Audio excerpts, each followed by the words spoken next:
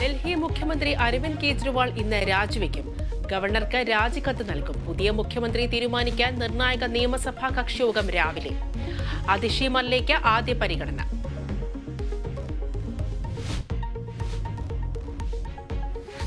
Nipah ജാഗ്രതയിൽ മലപ്പുറം. രോഗലക്ഷണമുള്ളവരെ കണ്ടെത്താൻ survey തുടരുന്നു. തിരുവാലി മമ്പാട് മേഖലയിൽ കർശന നിയന്ത്രണം. 13 പേരുടെ പരിശോധനാ ഫലം ഇന്ന് ലഭിച്ചേക്കും.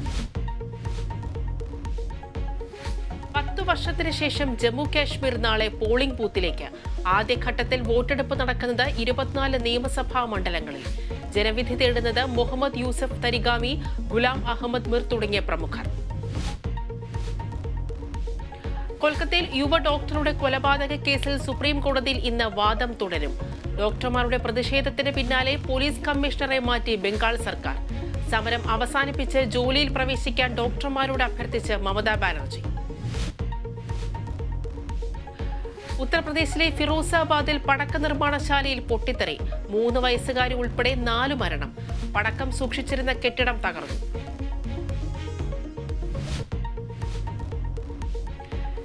ഏഷ്യൻ ചാമ്പ്യൻസ് ഹോക്കിയിൽ കിരീട പോരാട്ടത്തിന് ഇന്ത്യ ഇറങ്ങും.